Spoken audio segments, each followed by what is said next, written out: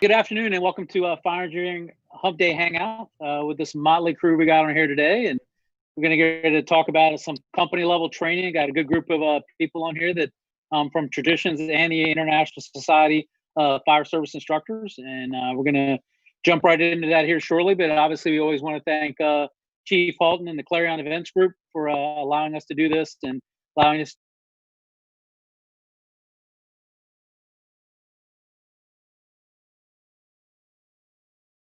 to get our message out. But so before we get too far into it, we want to check in with the boss, man. We got two big events. You got the event coming up, and then we got what's the update with 2021 FDIC?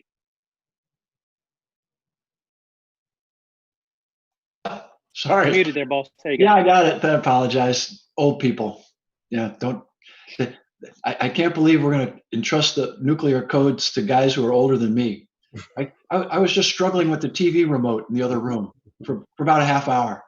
So that's how, think that one through, huh?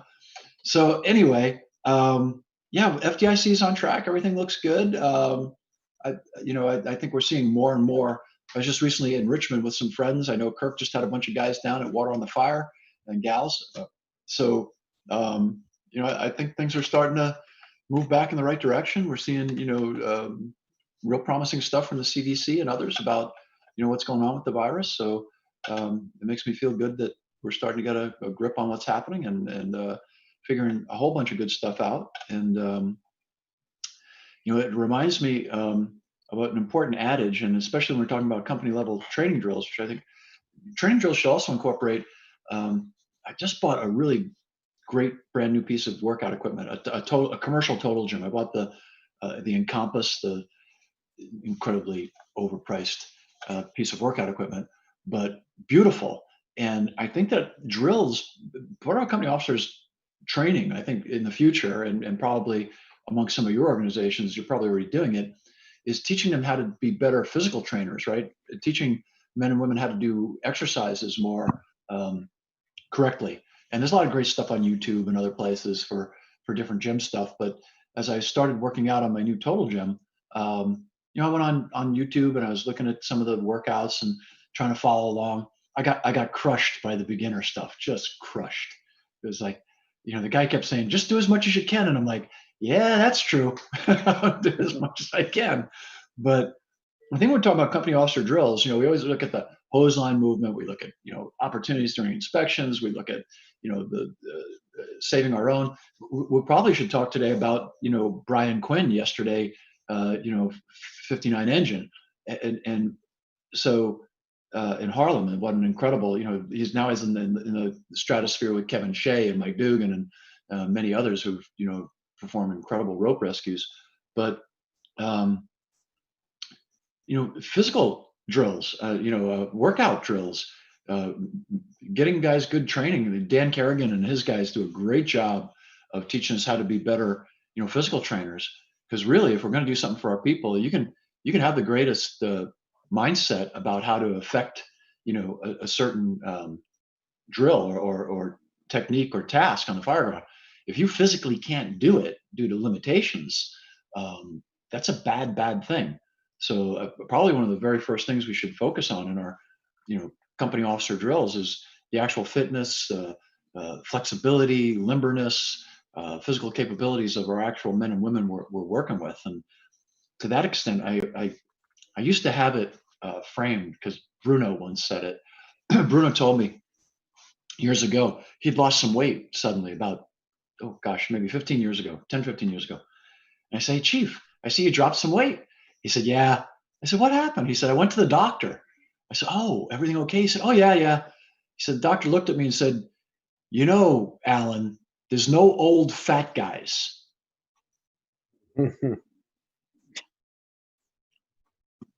So that would be, I'm just going to throw that out there to start us off. I think that when we look at company officer drills, man, you can start off at the morning workout, and help, talk about all the, because trying to stay healthy these days ain't easy.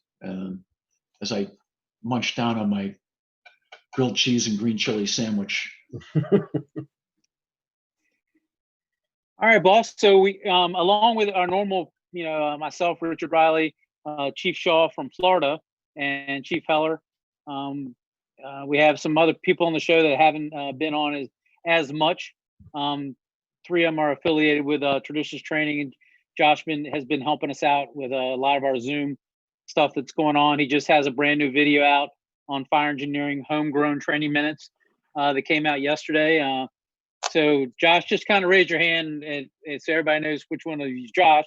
That's Josh Burchick. He's a lieutenant with the Howard County, Maryland Fire Department. He did a great presentation for us on a tragic line of duty death RIT operation in Howard County. He'll be presenting at FDIC, that particular program, a phenomenal program. I beg you to go see it. Mark was a lieutenant, so I do this in his honor today. And I spent 20 years as a captain on a pretty busy engine. And so we got our chances to drill a lot. So this is going to be exciting for me. So thanks, Chief.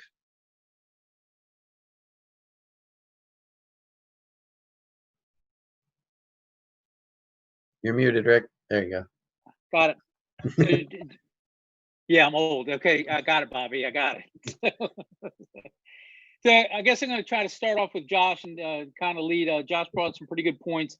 We were talking about in the later part of his program that he delivered about training. But I thought it was, with today, and like I always say, today's firefighters, and because I have gray hair, they're today's firefighters. I'm not that today firefighter. I don't ride the back step. I don't ride in the bucket. I'm not riding the line at the firehouse that I'm at. I'm driving or in the buggy. So, I'm not that person. So, but obviously we have a bunch of dynamic firefighters and firefighters of different personalities in every firehouse. I mean, I just had to talk Sammy Hiddle off the ledge the other day for about 45 minutes. It was a very short ledge because we didn't want him to get too high up in the air. But about dealing with people at the firehouse. So, Josh, how do you deliver this company level training to all these different personalities that are in the firehouse, and what's the method you'd use to get through to them?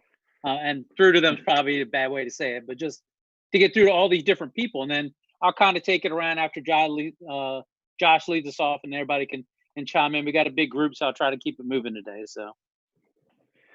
Yeah, no, appreciate it. There's so many places I could take that, and appreciate the Chief Halton saying that bit about physical fitness training. You're speaking to my soul with that one, but that's a whole other topic for another day. I think I try to make it as relatable as possible. We joke, I think each generation jokes that the new generation coming up is, they don't know the expectations of the job, and there's issues with the new generation. And you can look back from the 1920s and the world wars, and the age of generation was saying that before them. So I think that we just need to have very clear expectations about what we need to accomplish. And there are two main areas that I try to hit. One is the first time you experience a stressful event, it should not be on the fire ground. So that's the first bit that I try to make relatable. And then the second bit is how am I going to make this relatable for what we're actually doing? And that could be, I'm a dad. So I walk in my girls' rooms, 8 o'clock at night when they're getting ready for bed, and it's an absolute mess. I'm like, if I come in this room right now, 3 o'clock in the morning when it's on fire, how is that going to affect my operations? We're in, COVID 2020, and all the people that were all shacked up in the early spring are going to have starting babies here soon. We don't have a good way of searching in training environments for a crib, or maybe the bassinet next to the bed, or my youngest daughter still gets in bed and sleeps with us every so often. And, there's 3 or 4 people in the bed.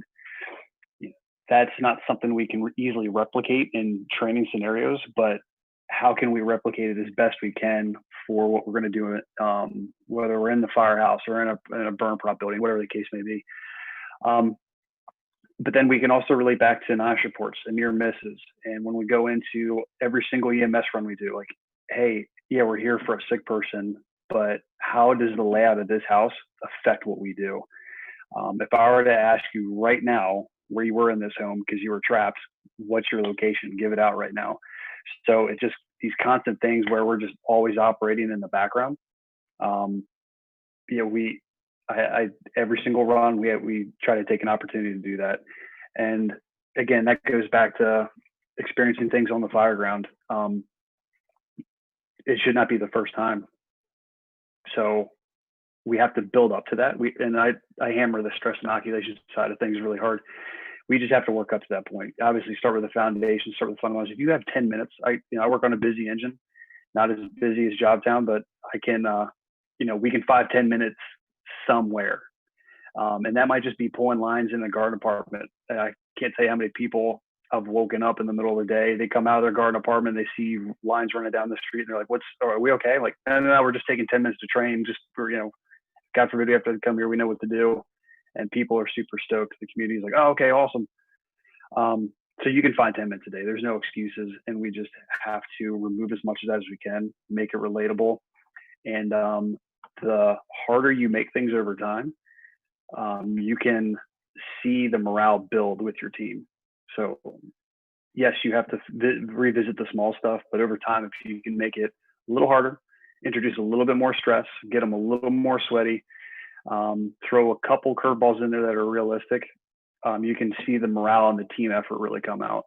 So I just covered a ton of stuff and glossed over a lot of things, but these are, I guess, just throwing a couple things at you really quick. Those are some things I start with and try to build towards. Yeah, well, you're not getting off that easy, Lieutenant Berkshire, because my question is that, hey, yeah, you got the greatest crew in the world.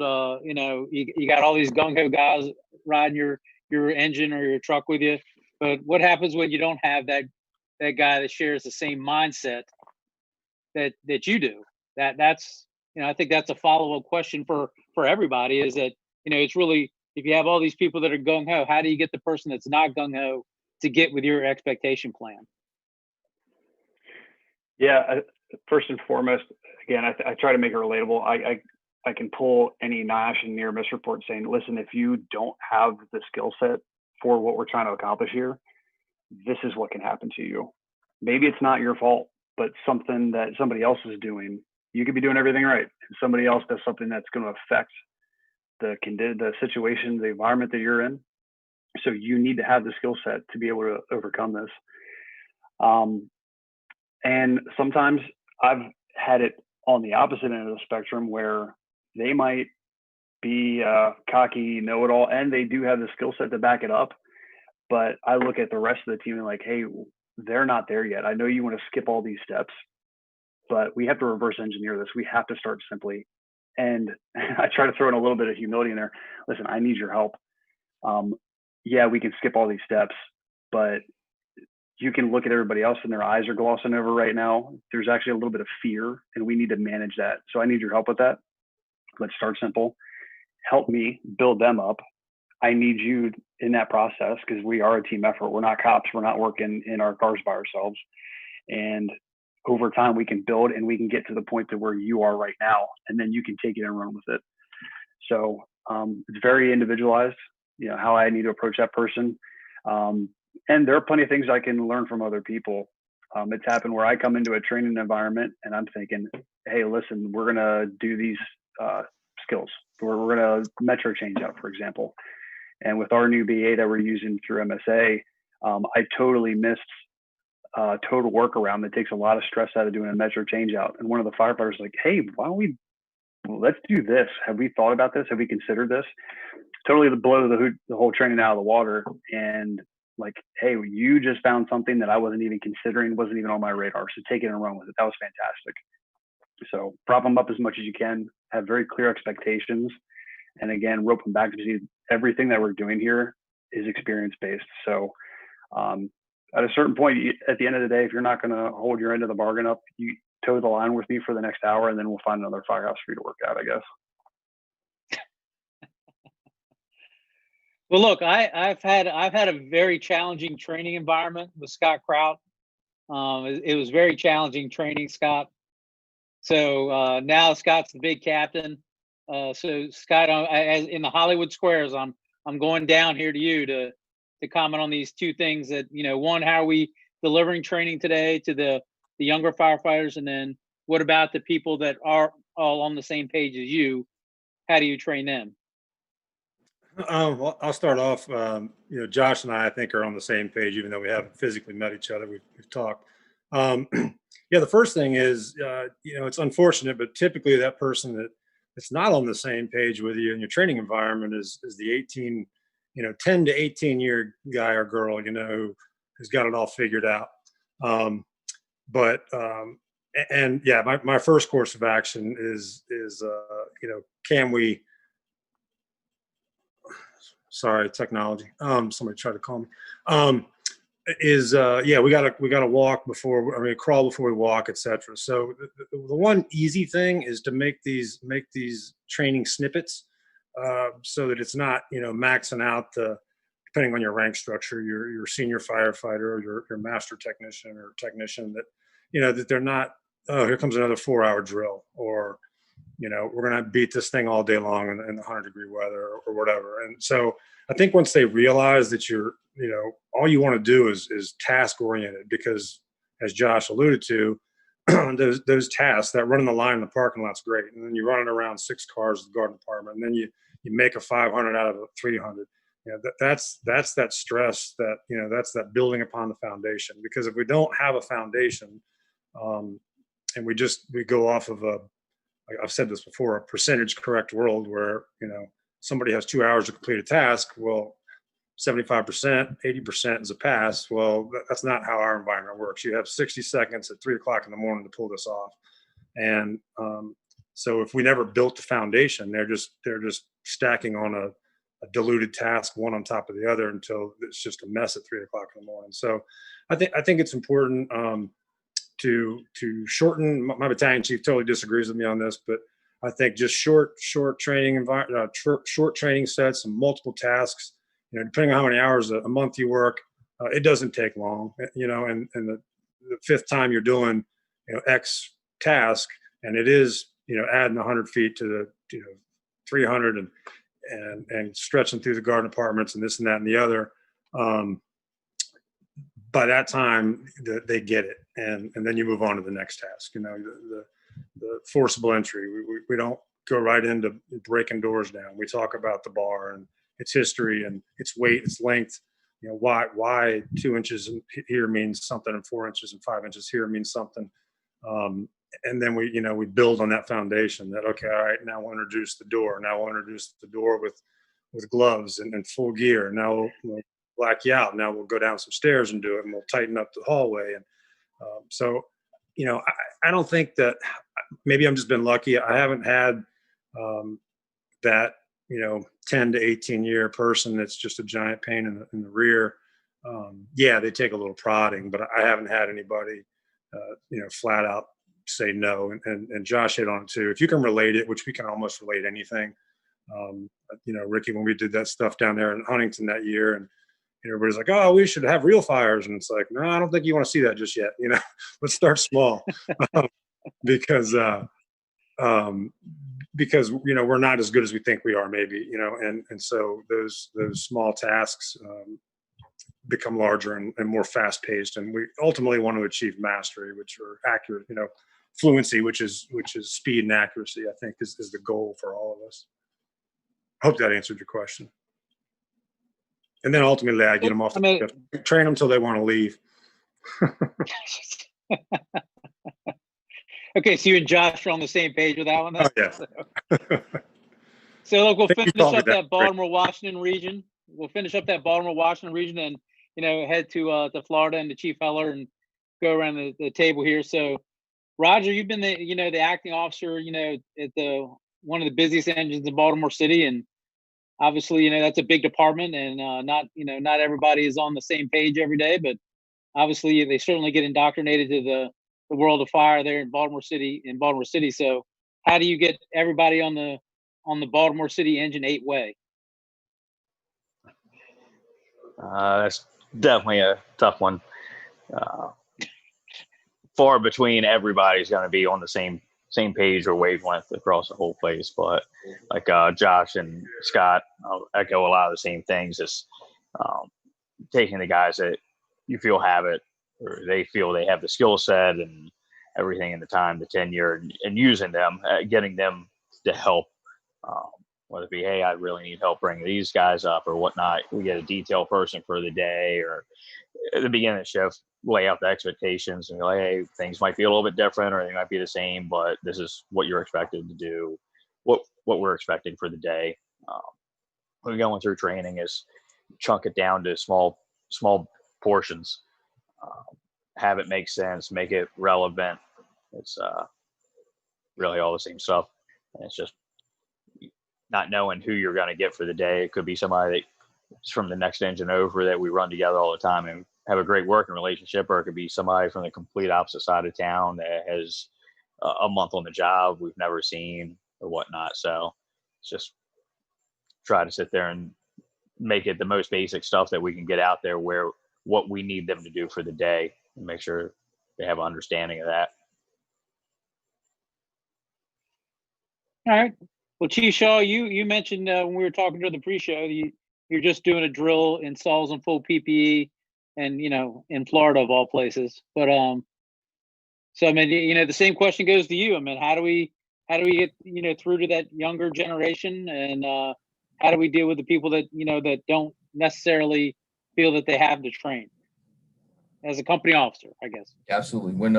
When this was the topic brought to us, I was very excited because I love this topic specifically.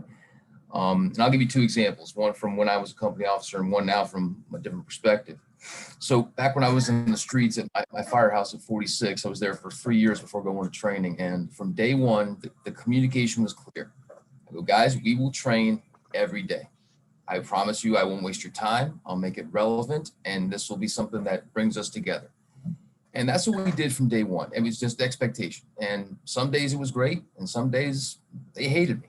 But the expectation was set right from the beginning. We will train every day. And for the most part, we did. The good thing was there was an almost instant gratification with that, because we were at a busy firehouse. We were running the calls and we were running the skills and doing the skills that we were training on. Structure fires, forcible entry, car fires, medical calls. So everything we were doing training wise was there. So we were getting that instant gratification, and that teamwork was being built. So the buy-in, it was just a constantly continual buy-in that was being made by the training. So after a while, it just became the norm, and it was just something that was expected. It was just a beautiful feeling after a while. And years later, some of those firefighters that were promoted to driver, I had two came up to me last year, and they were like, you know what? I got to thank you. I'm like, thank you for what? Well, all the training we did. I'm like, you liked all that? They're like, no, not really, but it made me a better driver. I'm like, okay, vindicated, validated. But it was that sense of camaraderie and teamwork, and that was built from that was just you can't buy that kind of thing. So at that station I was at, it was dealing with some younger folk, maybe from 5 to 10, and some 10 to 15 years on folk. So it wasn't too bad to get the buy-in. But again, I set the right from the beginning. There was no gray area. It was clear as crystal that every day we're going to do something. Just prepare for it. If we didn't do something, it was like Christmas. Take the day off. Fast forward a little bit, when I was in the training bureau, we had this opportunity with a local garage door company that was about to throw out like 8 panelized, reinforced garage doors. They had to get rid of them. So I'm like, man, we got to use these things. We got to train on them. And it turns out it was August, and I think they were going to throw away the 1st of September. And I'm like, well, I got to do this. So I requested the ladder trucks in our city to come to this training. So for 3 days, we had the ladder trucks, whoever's on the ladder truck, come do this training. So you had the most senior people in the fire department, 20, 25, and even plus, coming to this training. So knowing what I was expecting, I did everything in my power to make this a damn good drill.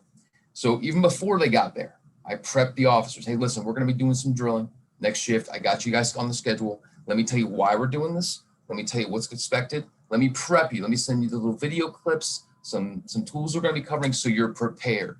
In other words, I don't want them showing up blindsided and me making them potentially look bad because they weren't ready for it. So they had a little time to prep.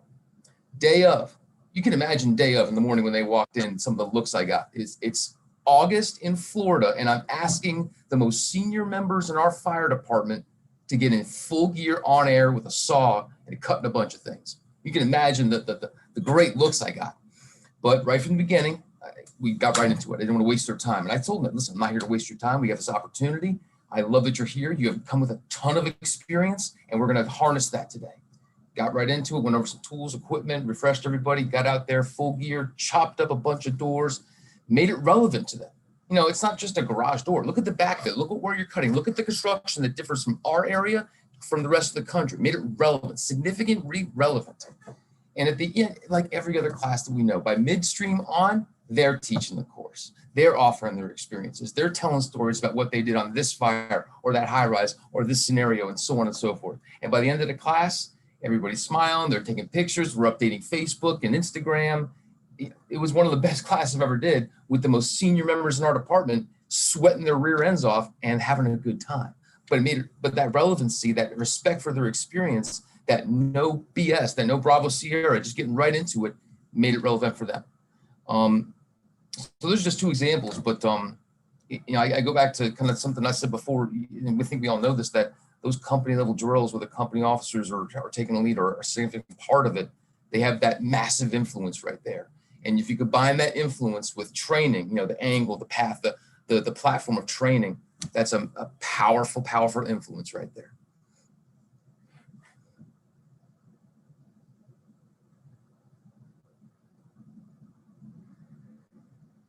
Always forgetting to unmute it. I got it, Bobby. I got it. Yeah, I know what it's like to try to train people in Florida. So I sympathize with you. So try to get people to do that. So we got a little better climate with Chief Heller. So we don't have to talk about doing cutting doors in 95-degree heat. So Chief Heller, what are your comments on the questions I've been posing to everybody else? Well, it's good. I think from the time, I like I said, I spent 20 years as a company officer before I got promoted, and as now as a chief, I see such a big difference. But you'll never convince me that the company officer and that level of leadership is by far the most important piece of the pie to me. So if that company officer can lead and train and get his people involved in it, or her people involved in it, everything builds from there. It really does. So what we give them in Pro-B school is great, but then they become real firefighters and firemen when they get into our firehouses. My son is in Pro-B school right now in Atlantic County, New Jersey, and joined a volunteer fire company that I belonged to when I was a kid and that I grew up through. And I'm watching what he's doing in Pro-B school, and I'm thinking, okay, in 4 months, we're going to actually make you into a fireman if you really want to be, because it all starts at the company when they get assigned and they're there. I think one of the things that I think Josh brought it up and Scott reiterated it was, these don't need to be long drawn out drills. That's really, really important, because what happens with the long drawn out drill, the guys start to dread it. Oh, here comes this crap again. You get a windbag of an officer who won't shut up, and nothing gets accomplished because they check out. And I've seen that. I've seen that in my own department, and it's something that you have to really stay on top of, because like we said, we're talking about building foundations step at a time, adding some intricate details to it, adding, stretching around cars, adding, getting ladders to the building from the courtyards and things like that, doing a swick drag or something of those things, but making them in pieces, not this massive 3 and 4 hours. Boys, you're going to be out here. Okay, maybe we go out of service for EMS, but we're going to drill now for the next 4 hours, stretching and operating. And yeah, when are we doing it? In the heat half the time. So I believe in keeping it kind of tight, keeping it set to what we're trying to do, accomplishing what we set out our goals and our missions were that morning, and then working from that. One thing that in our firehouse that I started when I was a training officer, and Bobby brought it up here in our notes, we have a weekly drill schedule. Basically, it comes out every month, and this is what you're doing week 1, 2, 3, 4, and 5, if so be it. And you're allowed to do lots more than that if you want, but you've got to get that accomplished. And these are kind of what the training officers and the chiefs have sat down and the company officers and said, hey, where's our weaknesses? Where's our strengths? And in the beginning of every year when I was the training boss, I would send a questionnaire out to the whole company and say, all right, what do we do good? What do we do bad? Where should I be focusing for us? And I got some really interesting input from the guys, and we tried to kind of formulate it based on that. Like I said, my engine, they're fairly busy. They're not job town. They're not running 25 runs a day, but they're a busy company. So get it in, get it done, and get ready for working when it's really hitting the fan. So I don't want them all beat up. Just like in the gym, they're expected to do some time in the gym. They should be doing an hour in the gym, right? I don't want them doing these Herculean workouts in the morning, because I want them to still have some gas in the tank at the end of the day. And, so I want them to pace themselves a little bit throughout that 24 or 36 or 48, whatever it is. So those are some of the things that I look at. But I think the big thing at the company level really is knowing our weaknesses, knowing what we normally are expected to do, knowing what we might be expected to do, and getting really good at that. I don't want guys. I just had a guy put in a training request the other day, one of the young kids, for a swift water class and for this and that and the other thing. And I looked at it, and it's the first one I've denied this year, because he didn't have all his engine truck stuff he needed yet. So let's keep ourselves kind of in line with our mission in our company level training. I think that's really important. So that was a lot of windbagging, Bobby. I talked way too much.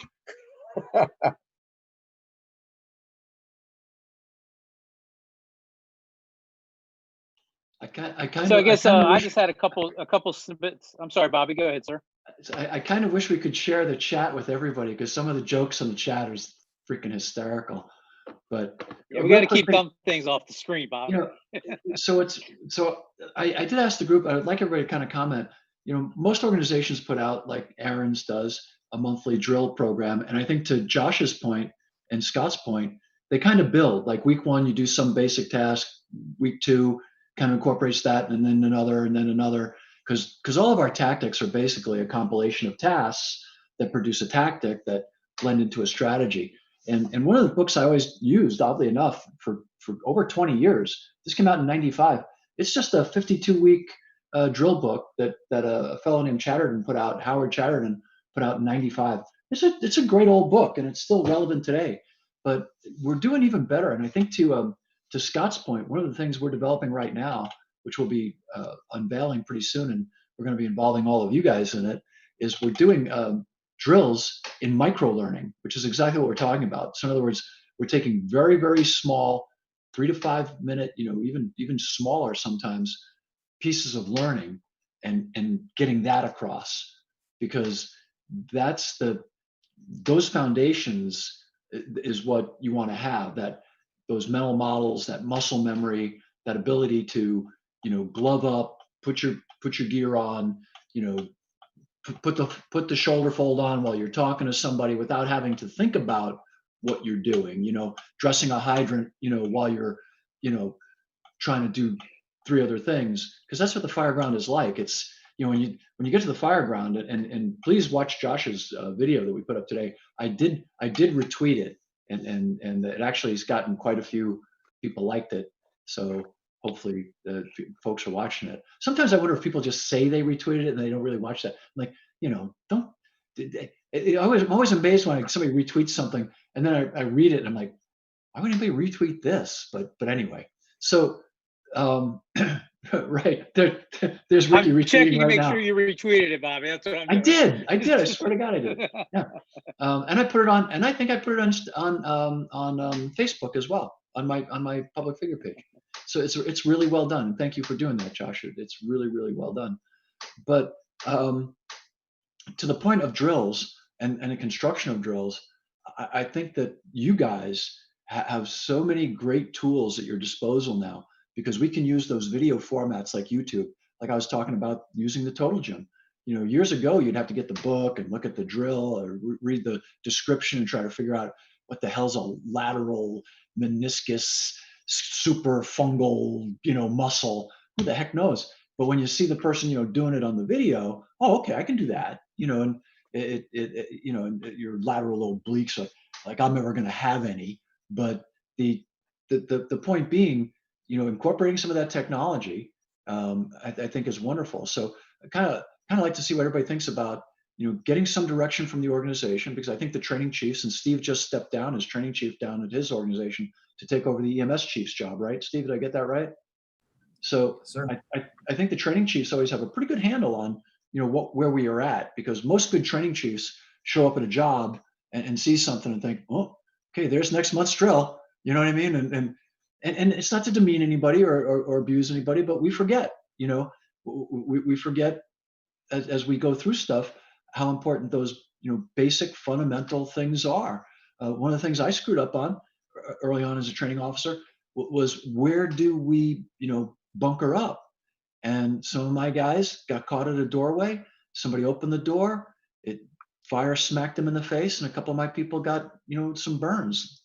Thank God they were minor, but that's not where we should be putting our gear on, right? I mean, we ought to be putting our gear on a safe distance from, you know, fire being able to smack us in the face, and that's on me as the training chief, right? And so, anyway, I just want to throw that out there, and to windbagging, one of the classes I did give one time that people really liked was, I gave a class to all our officers on public speaking, how to give presentations, how to get on camera, how to, you know, compose yourself, you know, and how to speak expertaneously with a few key points.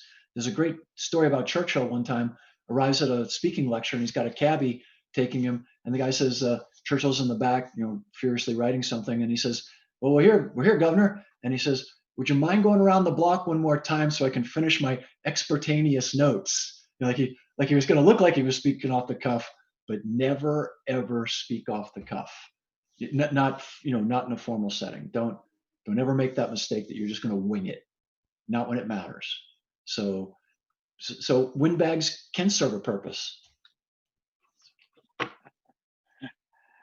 Oh goodness, windbags can serve a purpose.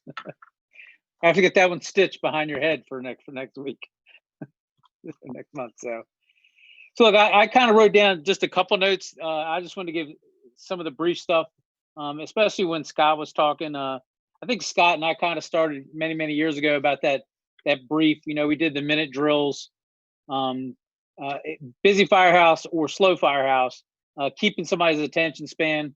You know, so in the 80s when I started as a rookie, you know, it was an hour. You know, we started at 1 o'clock and we drilled to 2 o'clock, and man, it was just some of the most, you know, head nodding, and you know, just because that was the regime. And I think we trying to change that with Tim Sparrow, one of the people that Scott and I worked with, is just trying to get a, you know, quick 5-minute drill in, nothing where it's going to take a huge amounts of the day, and it kept people entertained, and it kept them from nodding off, and especially when you're dealing with a big shift. And then when you're dealing with a big shift, I noticed it at the volunteer firehouse one night, is that, you know, they're trying to teach the kid, you know, one of the RIT drills, you know, getting somebody out of a window, and the kid's doing it wrong. I mean, it's like his second time he's done it, and there's like 7 people trying to talk to the kid, you know, trying to tell him what he's doing, what he's not doing, you know, and I had that same problem with Master Technician Sparrows, that, you know, I had all this knowledge that I wanted to impart to this rookie, but it was his job to impart his wisdom, you know, to the rookie, to sign off on his task book. So, you know, finally he says, look, man, we can only have one voice talking to this kid. You know, he can't hear from 7 different directions, you know, and he's trying to digest all that in a new task. So, you know, Timmy taught me, you know, one voice, you know, one topic, you know, let them digest that, get through it, and then we'll move on to the next topic. And, you know, only having that one person kind of talk to him. So I'm going to go down to Josh, because the question I had, because I think, and I forget who said it, I don't know if it was Chief Shaw or Chief Heller, we're talking about that instant satisfaction. So that was Chief Shaw. So I mean, we taught, traditions training was founded on RIT training, and we moved away from it, you know, because it you know, less, for lack of a better term, we had worn it out, you know, and then people were just not into it, and I don't see much of it anymore. You know, a lot of that RIT training out there, where, you know, groups are, you know, like Aaron's group or our groups getting hired to do that sort of stuff. But I mean, because I'm not sure that people see the validity and they see it as history, rather than something that could happen today. So, I mean, Josh, I mean, you went through in your program, how you trained your group prior to that fateful day, which, and let's be serious, in Howard County, who would have ever thought that day was actually going to come? That we were going to have a line of duty death in Howard County. I mean, it's just, they go to some fires, but he just didn't think it was going to happen. And, I think the whole area was shocked by that. Just say, how good of a fire department they are, how their operation works. But, so how do we get people to understand all these rituals that we have to do, whereas they may never, ever see the satisfaction, and God knows, I don't want them ever to have the satisfaction of, the practice of having that drill. So I'll stop talking and let Josh talk, because I think he speaks better than I do. So. Thanks. Yeah. So I am fortunate that I work for a very small, but really awesome and very well supported department. And you can see, even though when we are very tight with maybe our general orders and our physical policies, that you can find room for improvement anywhere. And I remember having conversations with older guys around the kitchen table where you can see, because we're becoming complacent, and it's that phrase is going around right now, that normalization of deviance. We start to err on the side of all the little pieces that we're skipping corners and cut corners on. And I try to circle back with that and say, well, if we keep cutting these corners because we haven't been caught, with our tail between our legs, this will come back and catch us in these environments. So I try to circle back and close as many of those loops up as I can. And again, for my people, when I was trying to get up and train them, obviously fireground stuff, if we can make the problem go away, yes, obviously, put the fire out, so many things will change for us for the better. But it's in those instances where that doesn't happen, and sometimes we have to rely on other companies for that fire to go out, and we're the people up on the second floor, cut off or whatever. So I think there's a lot of areas that you can draw from to say, yes, this actually can happen to us. We have to make RIT operations real. I remember for a while, for our department, the second due truck was supposed to be assigned RIT. So it was a race to get there to the fires first. So that way you didn't have to be RIT. But now we can look back, and unfortunately, because we had our 2018 line of duty death, it's very real for us. And who knows, it may be another couple decades before that happens. And the new generations coming up are not going to have that experience to draw from and to motivate themselves. So we have to find the motivation elsewhere. I'll pull one notch report I pull out of Philly, where there's a catastrophic failure of a BA in a flashover environment in a townhouse. I say, listen, this happened to this person, and this person did everything right, and it was the crew members that kind of left them hanging. How do we, if that were to happen to us, how are you going to manage your BA failure right now? Like, what are you going to do? And so we do start small. And on the back end, where I was saying where morale is really built by some stress inoculation and kind of raising the bar, stressing people out over time. I absolutely believe in going to the basics. If you revert back to anything, like, just start with the fundamentals, hammer those constantly.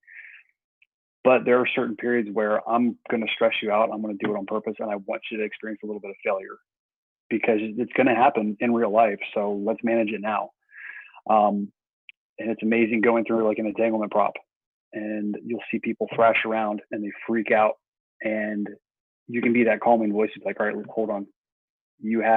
What do you feel right now? Where's the wires pulling at you? What can you control right now? What small actionable thing can you do right now to overcome this situation? And then you can see the heart rate start to drop, the breathing rate drops, and they manage and affect one little thing.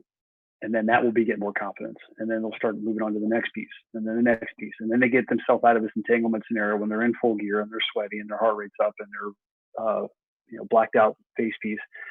And they come out of it and they're hooping and hollering and cheering because they just went through something they've never experienced before. It was super tough, and they overcame that. and you just make that relatable. I mean, how many NOSH reports can we pull that say that our own people in this nation have gotten caught up in an entanglement environment or a VA failure, or maybe it's just jumping out of a window. So that's where we just have to constantly just stress our people out. I should say constantly. We have to get to the point where we stress our people out, and it's going to build morale. It's going to build that team integrity. And there's something I speak on a little bit about that knowledge use gap. At a certain point, yeah, we can teach all we want.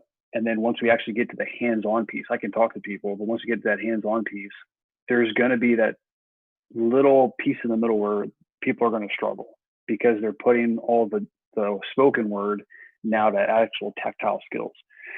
And you can see people get really frustrated with that. And we just have to, again, start with the basics, increase complexity throughout, and then get them to the point to where we just narrow that gap and we make it real. And just the morale piece that it builds in that team effort, people circle back like, man, I'm really glad we did that. It's kind of like working out. We talked about physical fitness. We work out, we train every day on the shift, we work out every day on the shift. And every single person comes back, you know, they might start grumbling a little bit like, do we really need to do this? Or, you know, hey, let's tone it back a notch. And every single person, as soon as you're done, is like, man, I'm really glad we did that. You know, that was good. And then they look forward to it the next shift and the next shift. And then it starts to spread. And then other detailed members come into the firehouse like, hey, I hear we're training. I hear we're working out today. What are we doing? And that's like the first question they ask. And so just that morale begets morale. Confidence will just start to beget confidence. Start with technique over intensity and build towards that intensity as soon as that technique is sound. I love that phrase, technique over intensity, like smooth is fast. I've heard Scott say that. I stole that from Scott at drilling at the speed of flashover, but he's exactly right. That's a great tried and true saying that smooth is faster. And by building the intensity and the repetition of it, you can get people to be smooth in intense situations. So thank you for bringing that up, Josh. That was really well said. Thank you. I told you he's a great speaker, boss. He is, man. He's something else. So I'm sensing a change of hosts here. I don't know. He's a good man. I'm getting gray hair. Look how dark his is. So Scott, I mean, for a department, you know, that both you and I know that hasn't really experienced a line of duty death, you know, at a fire per se. I mean, what is the motivation as a company officer that you use for your firefighters? I mean, I'm not sure everybody grasps NIOSH reports. You know, I don't think the younger firefighters grasp them as much as we get older and understand the morality. You know, we start to grasp them a little better, or unless you have a friend die, they don't grasp it. So what are some of as a company officer, how do you push that?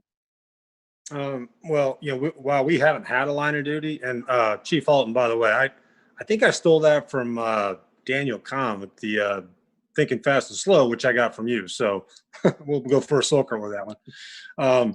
But we've gotten very close, as you know, Ricky. We haven't had, fortunately, we haven't had to attend an internal funeral, but we've been very close. So first off, not everybody has an opportunity to have probies or rookies. And fortunately, I'm in a place now that's one of those houses where they send them one after the other. And I like it because one of the first things I do with that probie is sign them up for NIOSH's automatic emails. And that way, if nothing else, they will see the ferocity, how often these are popping up in your email box, in your inbox. They may not read them. I think they probably do because they probably don't think they have a choice, but at least at first. But at least they're showing up in their inbox. So, you get halfway through the year and, your numbers are 50, pretty standard.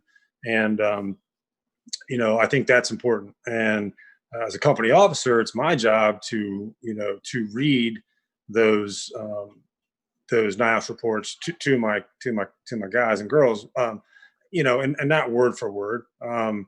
But, Josh had sent me, I don't know if it's been published yet or not, Josh, but Josh had sent me his article prior to sending it up. And I mean, just a wonderful piece that, wasn't necessarily line by line like his presentation, which was fabulous, but it really spoke to my guys.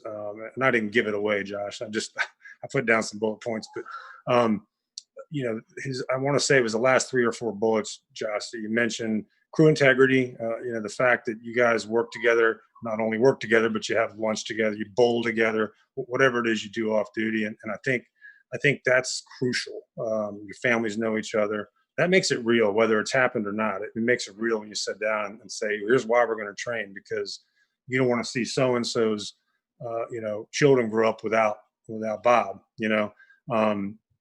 that's the first piece. And the second piece is the building on the basic skill sets, because they might not even know they're RIT training. Like I am, I'd like to be first in, but if I'm RIT on the run, it's it's game on. I like having RIT the RIT assignment, just because I want to be. It's just like I want to be the guy when this building burns. I want to be working that day. I want to be the guy that unfortunately, God forbid, a Mayday does go down. I want to be the guy that's going in, because me and my crew have trained. And as Josh says in his article and said in his presentation, that's not the company you want. That's got the guy's first day out on the field. You've got the guy on detail and a girl working overtime. You can't. You hope that they're equally as trained up, but you can't you just can't vouch for that company. You can't say, yeah, Chief, I'm ready to roll, because you just don't know. You've worked with this person maybe for 5 minutes. So, I think just having that Mayday, that's sort of the Mayday Monday thing on your mind, that we should be looking at running lines. We should be looking at placing ladders, forcing doors, all the stuff that we do. But, at least once a month, there should be some sort of either, fireground survival, save your own, or you are the RIT on the Mayday event. What's the one task that we need to work on? I mean, the fact that Josh's guys was cutting lines, it's so sad that it happened, but they're cutting wires because the bale's locked off. Like, that's like, who'd ever thought? When I read that part to my guys, it was like, that's crucial.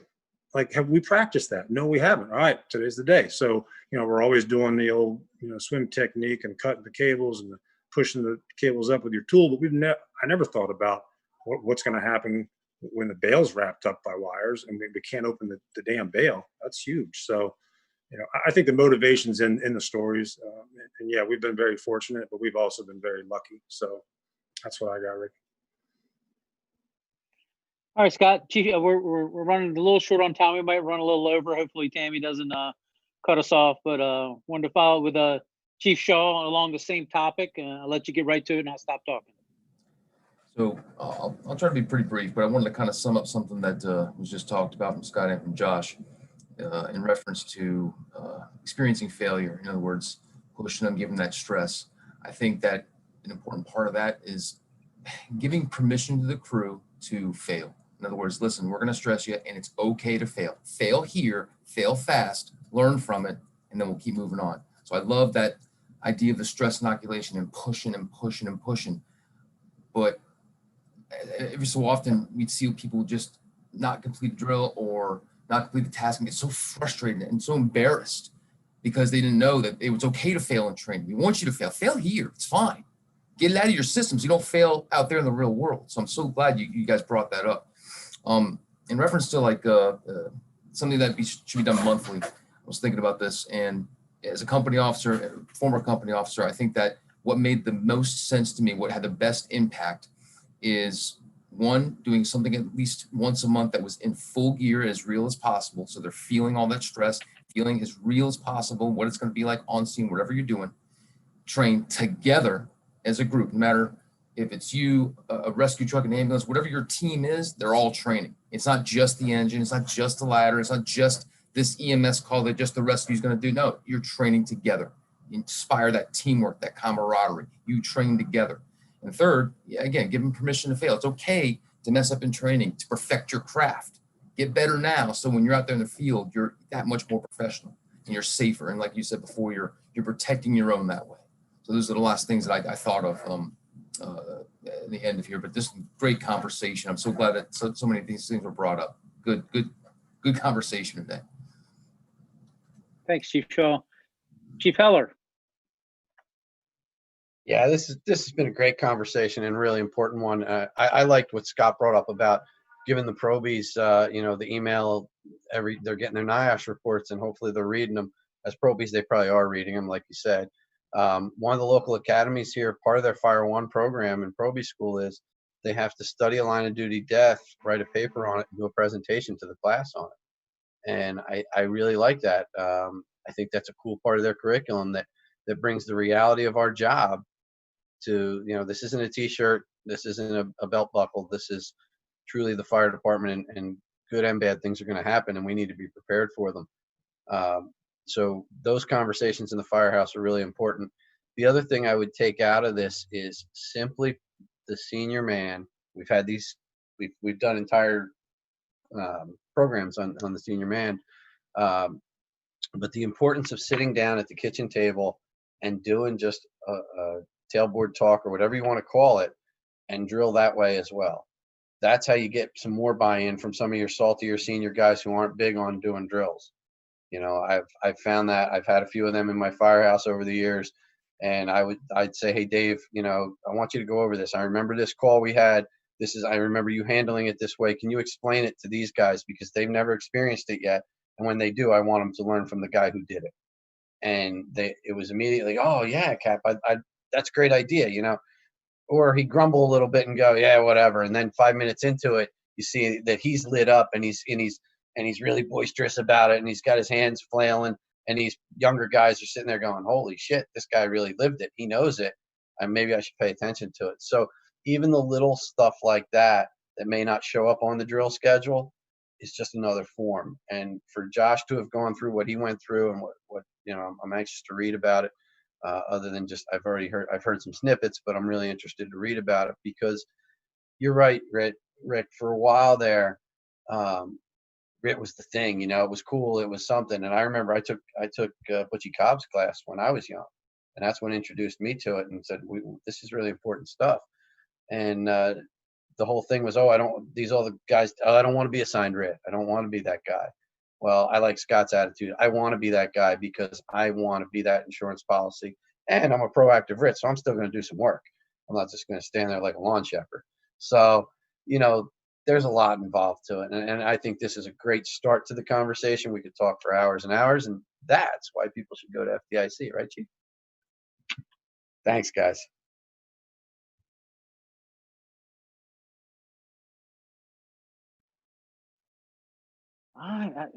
That's why Josh is going to be the new host, So,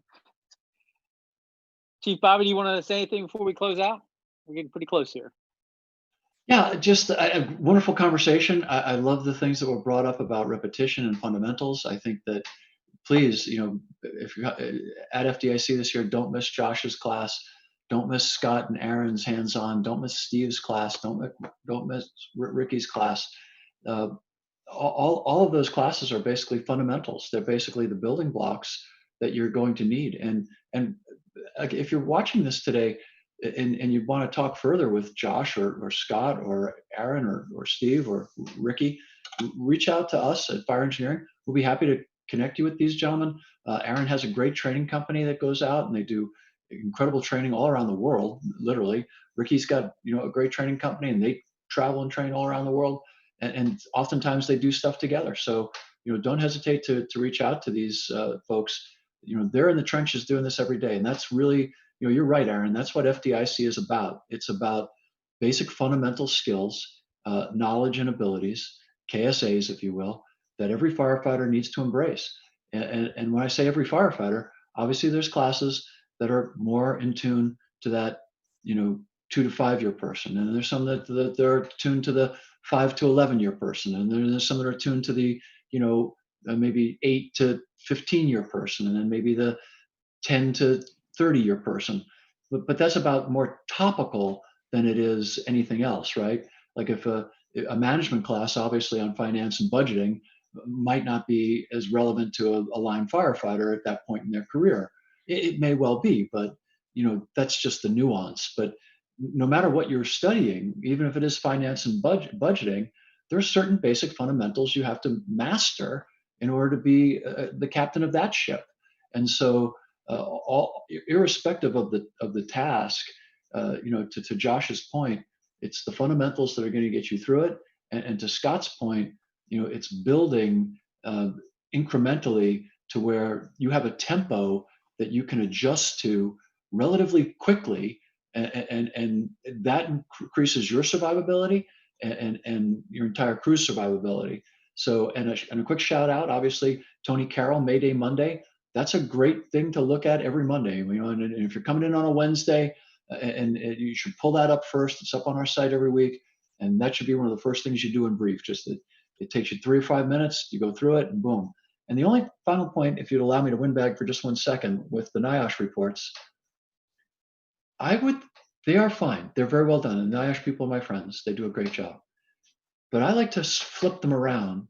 And when I read them, I like to try to ask the crews that I'm with to try to figure out why, if that was us that they're writing about, why everything we did in that report we thought was going to work. Why would we have made the decisions that those people made? Because in the NIOSH reports, it's always failed to do this or failed to do that, or should, it's counterfactual reasoning. And that's fine, because it's scenario planning for future events, right? But if you really want to learn, look at an event and say, why would I have made the same decision? Put yourself inside those people's shoes, and say, wow, I probably would have done the same thing. Now I have some information that might help me to reassess what would have been maybe my first instinct, right? Because when we read those reports, I always try to remind people that there before the grace of God go any one of us, and also that every single one of those people thought what they were doing was going to work, or they would not have done it.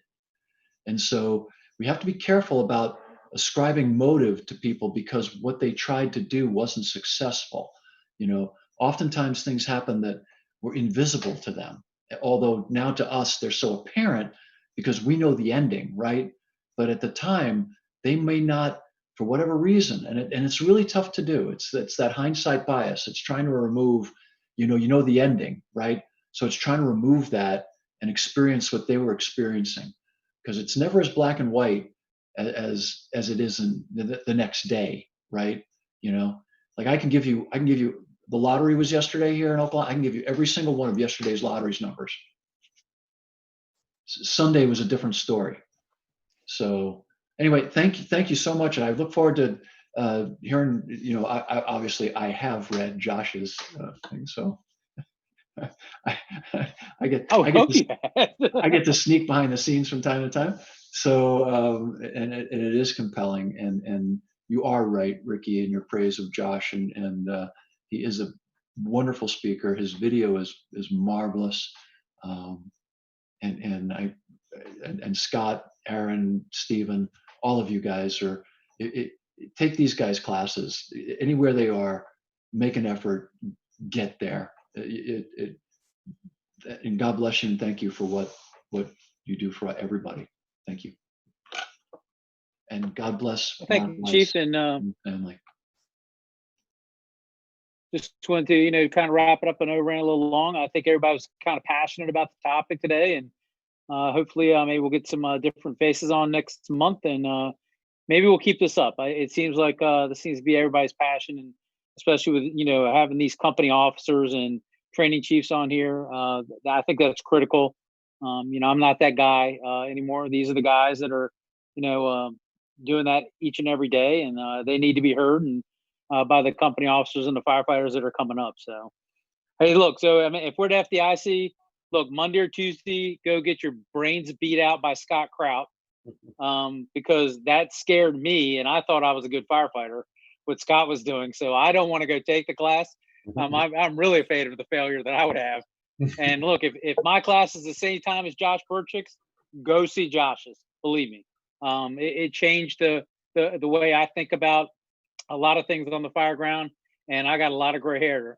So if this lieutenant and his experiences makes me change my thought processes, that's a good thing. So it'll help you change yours. So thank you to Bobby Halton, the Clarion Events Group, and Fire Engineering for letting us talk training. So we greatly appreciate it.